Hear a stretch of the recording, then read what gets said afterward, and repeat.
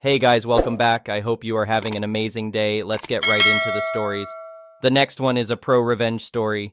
This all went down about 5 years ago. I'm now happily hitched with 3 kids, and I don't regret a thing. I was with my ex-fiancée Claire for 3 years. She was a control freak. I had to give her every little detail of my day and my schedule in advance. If I deviated, she'd lose her mind. She claimed it was just leftover paranoia from past relationships where she got cheated on. But I never strayed or gave her a reason to act that way. Now here's where it gets spicy.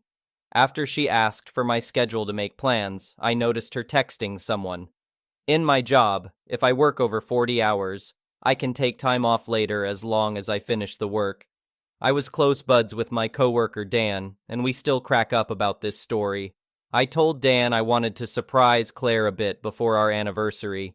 He let me know her schedule since they worked together.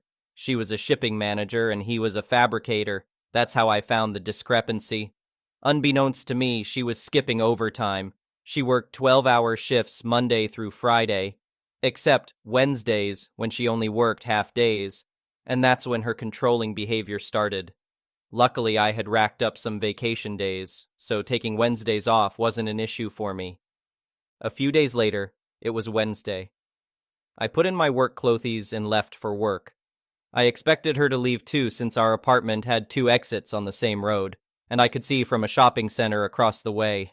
I parked my car in the back and waited. After an hour, I spotted her uncle's distinctive red Mustang with a decal on the rear window. I had also set up an old laptop with a webcam view of our living room, bedroom door, bathroom, and kitchen to alert me if it detected movement. Giving her the benefit of the doubt, I thought maybe he was just dropping something off or helping her with something, like her family sometimes did. Sure enough, the laptop alerted me, so I remote accessed it. He walked right in, she unbuttoned his shirt, and they started making out. I created a live stream link. As they were preoccupied, we had a family group chat and a friends group chat that they were both part of but too busy to check their phones at the moment. They didn't even make it to the bedroom. They just got down on the couch right there. I sent the live stream link to both group chats. My phone immediately blew up with calls from friends and family. She was getting bombarded, but she ignored her phone. It wasn't until the 4th or 5th call that they finally took a break. In this state, you can record on your own property regardless of who's there. I was the only one on the lease since her credit was shot. The call she finally answered was from her uncle's mom, who she had been hooking up with. She put it on speaker, and the first words out of her mouth were, "Stop ducking my son." They froze up, and Claire stuttered.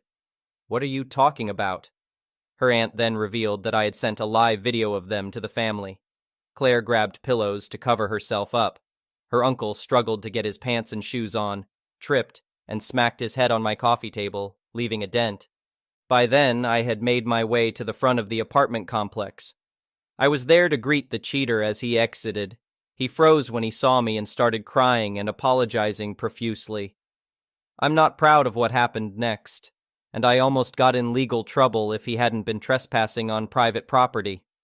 Let's just say I had a cast for 6 weeks, and he missed a few family photos. I went upstairs where Claire was now dressed and bawling. I asked her if that was snot or cum on her face, then said it didn't matter anyway. I gave her 1 hour to grab her stuff since everything else in the apartment was mine, except her clothes, some makeup, and a few kitchen items. Her mom was too embarrassed to let her move in, and so were her brothers. Her aunt kicked out her uncle too.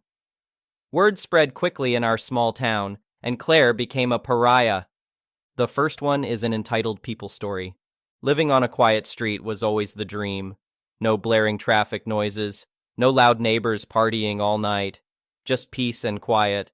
That's what sold me on this little suburban home when I bought it 10 years ago. The neighborhood was filled with plenty of friendly families and retirees looking for the same laid-back lifestyle. Everyone looked out for each other and respected boundaries. Well, all except for one numbskull who moved in a few months back, my new neighbor Bill. Bill was a single guy, probably in his late 30s. From the moment he rolled in with that obnoxiously loud pickup truck, he just radiated the vibes of a self-entitled jerk. Sure, I tried to give him the benefit of the doubt at first. We all have our quirks, right? But Bill's antics quickly revealed him to be a massive pain in everyone's side. He'd crank up loud music into the late hours of the night, letting his dog bark incessantly in the backyard. I've got no issues with people having a good time, but Bill took it to obnoxious levels without any consideration for those around him. Multiple neighbors had already approached him to keep it down, but he'd just sneer and blow them off. I knew it was only a matter of time before he crossed a line with me, too. It happened one sunny Saturday afternoon. I was out front doing some yard work, pulling weeds, trimming hedges, just trying to get my humble castle looking prim and proper. That's when I heard a roar of an engine and that unmistakable sound of crunching wood and screeching metal. I spun around just in time to witness Bill's truck barreling straight through my white picket fence. He slammed on the brakes, but the damage was done. There was now a massive gap in the fence where he'd plowed right through it. To make matters even worse, he then proceeded to park his truck on my lawn. Just straight kicked it into park and stepped out, not even a hint of remorse on his smirking face. "Nice one, Bill," I shouted out, sarcasm dripping from my voice. "Mind telling me what in the hell you think you're doing?" Bill shrugged. "Had to park somewhere, didn't I? You should be thanking me for getting rid of that ugly-ass fence for you."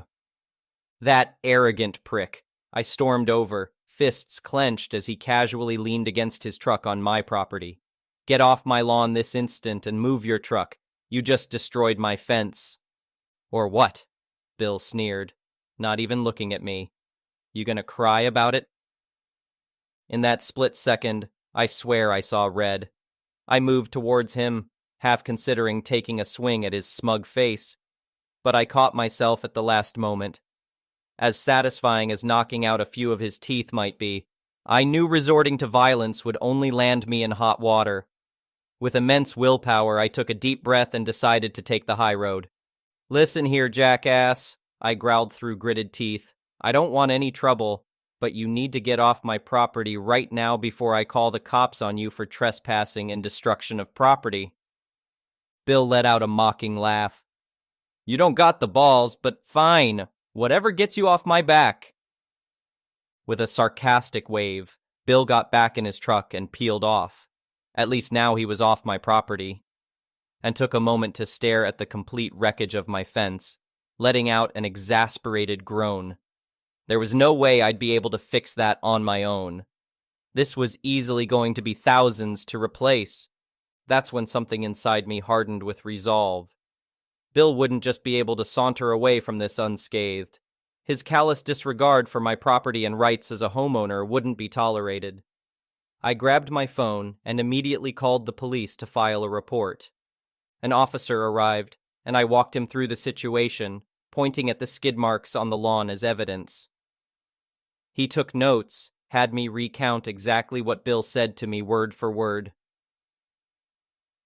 The cop mentioned that this wouldn't be the first complaint they'd received about Bill's disruptive behavior. "In cases like these, with clear evidence of trespassing and destruction of property," the officer explained, "we can pursue criminal charges if you'd like to press them against your neighbor." I'll be honest, the thought of slapping Bill with criminal charges put a devilish smile on my face, but I didn't want to come off as some vindictive hothead looking for petty retribution. However, the audacity of his actions definitely warranted more than a simple slap on the wrist. "I want to handle this through civil means first, if possible," I told the officer. "Have him reimburse me for the damages he caused. If he refuses or gives me any more problems, then we can look at pursuing criminal charges." The cop agreed that was a reasonable approach. He took down all the information for an official report, and sent Bill a letter requiring him to either reimburse me for the damaged fence within 30 days, or face a court summons. A small part of me hoped Bill's arrogance would lead him to blow it off because I was already picturing taking him to court. About a week later, there was a knock on my door. I opened it to find a sour-faced Bill, begrudgingly holding out a wad of cash still wrapped in the bank's paper bands. He shoved it towards me without a word. I opened up the bands and began counting the money, making sure it was the full amount listed in the report. "I don't owe you an apology or anything. This ain't me admitting guilt," Bill grumbled as I counted. "Just paying the dumb fine so you'll quit your whining and leave me alone." As I tallied up the last of the bills, now totaling the full amount, I let out a soft chuckle. No, Bill, you don't owe me an apology. An apology requires humility and self-awareness, two things you'll never value. I tucked the cash into my pocket. But thanks for doing the right thing and paying for your mistakes, even if it was through being forced. With that, I shut the door in his scowling face, letting out a satisfied sigh. In the end, Bill paid up, and that was all I cared about. Just because someone is an arrogant jerk doesn't mean you need to stoop to their level too. Over the next few weeks, work crews came and rebuilt my beautiful new fence, even nicer than the old one. I also made sure to reinforce the section facing Bill's house to make it twice as strong and durable. I wasn't going to chance him plowing through it again in a drunken outburst. As for Bill, I noticed his loud partying and obnoxious behavior cease for the most part. Maybe that cash punch to his wallet knocked some sense into him. Or perhaps the threat of further legal actions finally got through his thick skull. Either way, he seemed to have cooled it with being a nuisance around the neighborhood. Don't get me wrong, he's still an arrogant prick, but at least now he was being a quiet one who respected others' properties and boundaries. I'll take that as a win, paid for by Bill's own dumb mistakes. The next one is a petty revenge story. My friend Stan has worked at the Valuation Office of Assessments for his local council for the past 35 years. He's got a lot of stories, but this is my favorite. For context, the Valuation Office of Assessments is responsible for evaluating which council tax band a property should be on. The higher the band, the more council tax you pay. For those outside the UK, council tax is used to fund civic services such as schools, rubbish collection, and emergency services, etc. Which band you get depends on lots of different factors, but generally speaking, the more a property is worth, the higher the band is likely to be. Change to a property that significantly increase its value, such as getting pools or extensions built, can sometimes mean a property has to be reassessed to see if it needs to go up a band. There was a woman, let's call her Mildred, who would regularly call Stan's office to report her neighbors for everything. Mildred was a typical nosy neighbor curtain twitcher who made it her life's mission to know everyone's business. Her hobby was reporting her neighbors to the police, HMRC, UK equivalent of the IRS, immigration, and of course, the Valuation Office of Assessments. To give you an idea of just how awful this woman was, here are a few stories various neighbors told Stan and his colleagues. One neighbor got reported to HMRC because he came home with a fancy new car, therefore he must be evading tax. It was a 5-year-old Mondeo he'd just bought second-hand. Another neighbor was reported because Mildred didn't think their child looked sick enough to be off school, so she reported them for truancy. The child had recently had an emergency appendectomy, and they were at home recovering, as per their doctor's orders. Everyone in Stan's department hated this woman. Not only did she add to their already heavy workload, but she was also rude, entitled, and generally unpleasant to talk to. She often exaggerated her reports to ensure somebody would be sent to inspect the property. Worse still, her reports often caused her neighbors call and shout at Stan and his colleagues, understandably so. But what they hated most of all was that they were obligated to follow up on any report she made, and she never got in trouble for giving false or exaggerated reports. They knew she was just a mean old lady, and they didn't want to enable her behavior, but policy was policy. Well, one day Stan drew the short straw and took a call from the dreaded Mildred. My neighbors at number 61 added a new bedroom to their house, and they got a new kitchen in with an extension, and he put up a new shed. I bet they haven't reported it, Mildred whined. I demand somebody reevaluate them immediately. If I have to pay my taxes, so do they. Stan begrudgingly sent a letter out to the neighbor at number 61, let's call him Bob, feeling very sorry for him. A few days later, Bob called, clearly fed up. Bob explained that he had checked with the office before getting the work done, and he had been told that the work was not significant enough to be reported, so he didn't report it. There was a note on Bob's account confirming this. Throughout the whole conversation, Bob was friendly and nice. He knew Stan had a job to do. When the inspector attended Bob's property, Mildred stared gleefully from behind her curtains. However, the joke was on her because the inspector uncovered that Bob's house had mistakenly been put on the wrong ban for over a decade. He should have been on a much lower one. This meant Bob was due a massive rebate for overpaying his council tax for years. Stan laughed his arse off when the report came to his desk. He was delighted to call Bob and give him the good news. Here's the petty part. After the two had a good chuckle about everything, Bob told Stan he would use some of the money to throw a big Duck You BBQ garden party. He would invite all his neighbors except for Mildred. Bob mentioned he might get some banners made for the party that said Duck You Mildred, but Stan warned him that could get him in legal trouble. So instead, Bob decided the banners would say, "Thanks for the money, Mildred," instead. So Bob threw his big, flashy garden party, complete with banners he got printed, while Mildred seethed from behind her curtains, knowing she was responsible for Bob's sudden windfall. Mildred continued to report her neighbors for every little thing, so I guess she didn't learn her lesson. The next one is a malicious compliance story.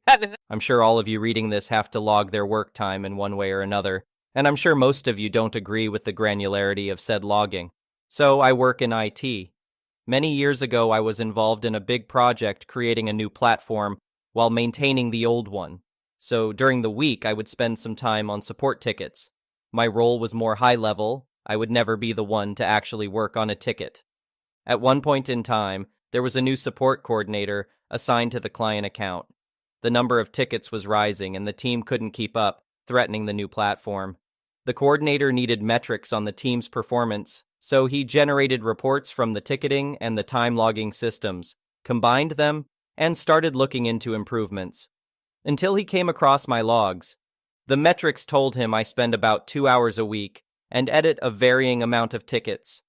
This looks weird, and he couldn't bill the client on tickets I worked on, so he asked me what was going on. I explained that I would look over the list of open tickets, bulk update where needed, and log my time with a remark like classified tickets. Then I would move on to my other duties. He didn't like that and told me to enter a time log for each separate ticket I work on. I asked him what the minimum time was that he wanted me to log, which turned out to be 15 minutes. Fast forward a few weeks of me spending an hour a day logging hours and logging that task too, and creating virtual overtime of about an hour a day. Then the coordinator comes up to me with a request to go through and update the full backlog. I'm fine with that and tell him I'm logging that as a generic task and not per ticket. He tells me no, it must be logged per ticket. So finally, the malicious compliance. I spend about 2 hours to go over the backlog and make sure everything is in order. Then I spend the rest of the day entering everything into the time logging system. Fun fact, I was the first to reach the system's limits, but found a workaround to log everything. That day, as logged in the time tracking software, I worked for more than 16 hours. The rest of the week I took it easy, came in late, went home early. I was done for the week and every hour I worked extra would be unpaid, right? When it came time for the invoicing, the coordinator could not justify the huge amount of hours I logged on the account. My rate was twice that of a tech support. And finally, he allowed me to stop logging by the ticket. My productivity went up again, as did my mood. I did flag the potential problems and drop in productivity to the CTO and CEO, who I reported to directly, but they said to comply anyway. We did laugh about it afterwards and learned a lesson in how not to waste time. The next one is an entitled people story. Hi, I worked at a train museum for 3 summers in a row from aged 15-18, so I have plenty of stories and thought I'd share my experiences with the entitled people and crazies. For this to make sense, I need to explain the layout and way our museum works. We have 3 buildings: main station, freight shed, and roundhouse. The first 2 were built in the 1800s, and the second is a perfect recreation of a building built in the 1800s, but was built in the 1900s. Our station closed roughly 1960s, and the rest of the tracks were closed before 1990. Due to the way buildings were built back then, they are not necessarily accessible, and due to age do not have to be, there is no fixing the doors, as many of the doors are actually involved in holding the building up, and any changing of the inside of the building is incredibly dangerous and costs too much. and being historical is actually not allowed without the approval of several different committees. This is important to the story I'm about to tell. We have had only 3 wheelchair users in my time working the station. My job specifically was tour guide. I knew everything and anything there was to know. And for the most part, the wheelchair users can be in the main floor of the station and get into the other 2 buildings. They just can't get into one room of the main station or go upstairs. The first wheelchair user was a child, and due to the small wheelchair was able to get into the small room, and I brought stuff down from the upper floor to show him, as well as taking pictures using his camera so that he could see the stuff. I did a lot of up and downs, but he enjoyed it. The second wheelchair user sent her husband upstairs and he took pictures for her, as well as recording my tour so that she could hear about the artifacts, and I spent the time talking to the camera for her. It's the third wheelchair user that was the problem.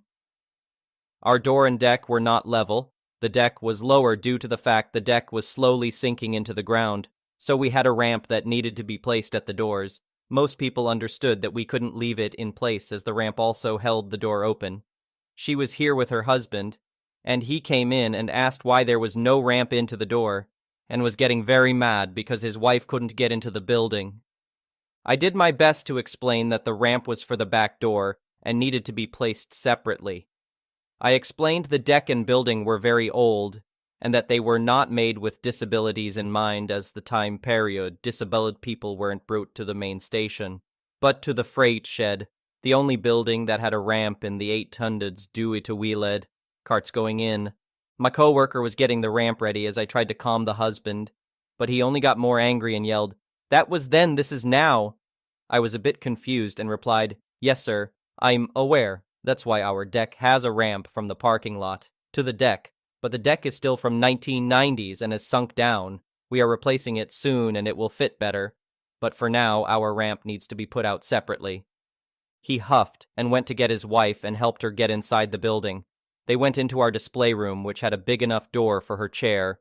Then they wanted to see the next room, but it was quickly discovered her chair would not fit. I apologized and explained the building was built in the 1800s, when wheelchairs weren't commonly in the station, and were actually smaller. In fact, we have a wooden wheelchair upstairs that fits through the door, fine, but modern metal wheelchairs don't fit through the door.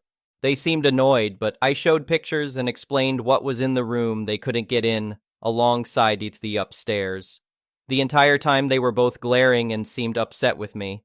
After we finished, I offered to take them to the other buildings. They didn't want me to come with them, but I explained the buildings were locked and you needed a guide to get to them. That's a whole other mess as they used to be open, but due to eating lead paint attempts and attempted theft of a 1800 bag weigher, they are locked without a witness. They seemed annoyed and asked why my coworker couldn't guide them instead. I explained that her job was to work the desk and give local information well. Mine was to give information about the station. Finally, we made our way to the freight shed, and there was no trouble getting in as it already had a ramp, and the door is a giant sliding one that has wheel hinges that I hate, but her wheelchair had no problems. In there, she was able to see everything without any problems, and they seemed to be brightening up. I was relieved that everything was going to be okay. I finally took them to the last building. Now, here's the big problem. This building houses an old train. There is no ramp. The way disabled people got in these trains was to have the train pull up to the freight shed, and a platform was lowered from the train to the freight shed. Over the stairs of the train others would use, and then the wheelchair would cross the gap and be brought in. Due to the fact it's in a building, we can't do this. We'd have to pull it next to the freight shed, which just isn't possible, sadly. We got in, and her husband asked if he could go in. I smiled and said yes, of course. He then asked about our ramp, and I kinda paused. These stairs are steep, think high, stepping to get in. A potential ramp to get up would have to be long or to steep, and the opening isn't wide enough for modern wheelchairs, just old wooden ones. I apologized and explained that she would have to be carried in, but that her chair couldn't go in. I explained the above, but that didn't seem to matter. They ranted and yelled about me ruining their vacation and left saying they were going to report us for a bulsim. I don't know who they planned to report us to, as everything we did was accommodations to the best of our ability. We are not legally required to make the old building any more accessible than a ramp due to it being completely original. And the train also does not ever have to be accessible because it too is original. We did get checked up by a museum inspector later on, but everything was approved as being safe and educational. Thank you for watching. I would really appreciate it if you could like the video and subscribe to our channel if you haven't already.